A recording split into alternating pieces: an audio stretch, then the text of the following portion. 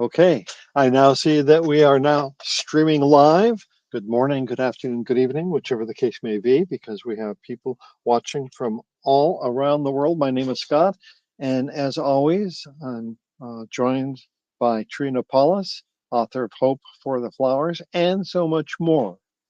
Last week's show was titled Art, Culture, and Surprises, Trina Paulus's unforgettable 1950s and 60s New York experiences. And we could almost consider this as part two. And you'll be sharing stories about your time in New York and elsewhere while you were making some pretty gorgeous sculptures. So, with that, I'm going to toss it on over to you, Trina. And hi, glad to see you. Thank you, Scott. If somebody ever asks me if I have an agent, I think I'll have to say it's you. um, this is a menagerie or a,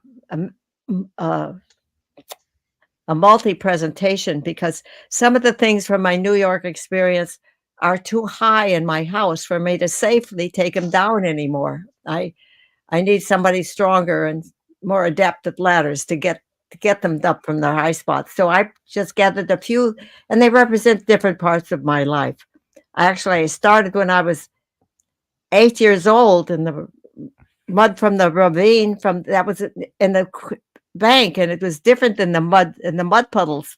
Mud puddles just cracked when you made something out of it.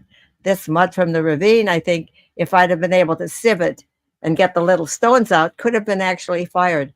But here's some miscellaneous things from various parts of my life. So some of you have seen more things that have seen the smaller version of this particular statue that's right here that I'm featuring right now. That's the Buddha, the sitting wise man, meditating wise man. Now, I originally made those in a small version for my small nativity set. And then we got a request. This is a small one. That was the first. And then we got a request to make a larger set, so we did. And this is the one it's been the one that sold by itself over the many years. So a lot of these just by itself has sold. But it came with the wise men from the East, which is here's the African with the gift of gold. And each person in the nativity set, there were 18 pieces. Um, each one had a gift and a sense of the beauty of the natural world for the African and a sense of wisdom. And then this one, this little incense thing has fallen off, I guess, as I made my preparations. But he carried an incense container, and he's the Arab with the sense of Allah, of God. That's so profound in the Middle East. I worked in Egypt and certainly lived right across from a mosque for a while. And it's very palatable to have 8 times a day the call to prayer. That was very stirring and beautiful. So when we did this, it was a real challenge for me because you took We Three Kings of Orient are, and my original nativity set was so simple and smooth and sort of like a rural thing. And I couldn't figure out how to do kings. I just thought of gold and everything, but it wasn't like that. It was wise men from the East representing the treasures of the world. So that's when I heard that in the story of Lowell Thomas about how the Dalai Lama was chosen as the new one by going to a baby and finding it out. It just relieved everything for me. And so that's what the concept came for. So that's enough for that particular piece. And so we'll put those aside a bit. And you see back here, this big white one, that was part of the New York period. That was done in a commercial enterprise. It's the original. This is a casting. These small ones are castings, but this is an original piece just done with a wire framework and some plaster plastered over it. When you play with these statues, you have to try to move them around so you hopefully don't knock them over and break them, of course. So that's what I'm doing here. So here she is. This is Joan of Arc. And I think by now you who have followed me at all have seen that one of my big themes is surrender to God, the openness before God, the willingness to do anything, even weird, sort of unusual things like Joan of Arc did, and was ended up burnt at the stake for her work. You always wonder how you're going to end up if you do anything sort of wild. And these are made out of all sorts of different materials and using all sorts of different styles of sculpturing and creation. Isn't that true, Trina? Most of these were ceramic, clay statues. And here's one. This is the earliest of this batch. This is woman hanging up a sheet. When I first went to Grailville when I was 17, 18, right after high school, I worked in the laundry. We did laundry for 40 women. And this is me. This is hanging up a sheet. I came to love manual work and just appreciated it so. And I still hang up my clothes outside in the winter and over my blowing vents in the summer, pardon me. I do it in the winter too, hang out. But in the summer and spring and nice weather, I really do hang out everything. And in the winter, if it's really cold like it is right now in the Northeast, in New Jersey, I hang things over my gas vents and get some needed moisture into my air too. And I don't have a dryer at all. I don't have an electric dryer. But here she's hanging up a sheet.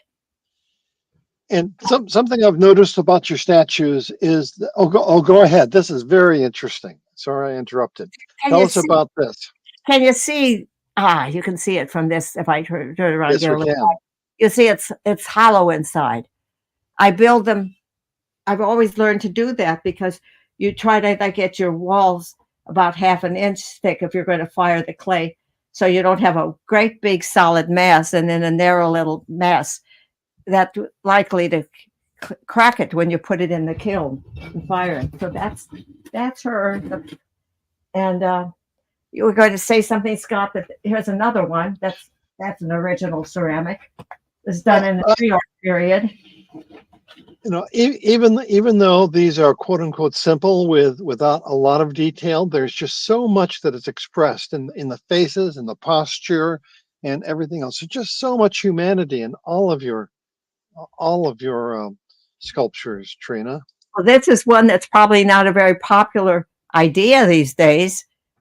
I'm a practicing Catholic, and the beauty of the real idea of the church is so beautiful. This is Mother Church. So this is, I'm trying to get her so you can see the light in the different figures. And there's a lot of little people in her lap. And that's the way I like to think of the better side of the church. It's not the hierarchy. It's the warmth and the forgiveness. There's within our tradition something that's so beautiful. You can be forgiven for everything. Everything. Up until your deathbed. You're not required to live with the guilt all your life. And so I really appreciate that about one of the things about being Catholic. So those are some of the things which I made in the past. I think we'll do more to come next week. We'll just have a little series of this. Absolutely. And next, so well, the arts can be very important. As most of the things that I showed you earlier were my black and white hands together, and the things that have more social relevance, and my posters for the peace movement. So that's all happened too, and that's a whole nother story of my evolution into activism. This is my actual activism, meaning going to protests, going to the pre-Vietnam, during the Vietnam thing, all the millions of us that came out for so many demonstrations, and my walks across 42nd Street handing out posters, 1,400 posters one year concerning the nuclear bombs and the UN conferences against nuclear for the nuclear treaties that we did in 1982. And so I was for quite a long time. I'm 92 now. I'm not doing so much of that activist stuff, although I do some of it still, go to demonstrations, but mostly I want to focus on what I think God still might want me to do with my life and getting out my other books and other things and that I might be called to do.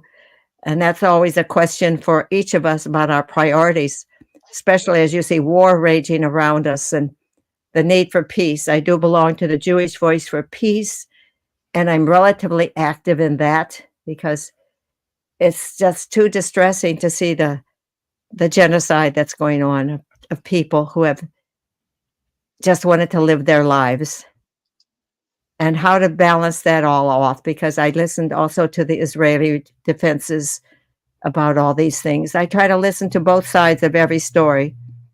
And so if somebody wants to look me up online, they won't tell if I'm a Democrat or a Republican or something else in between. I'm more like that something else in between at this point, seeking for who to vote for this year. So it's not so simple. It's a very complex situation that we're in.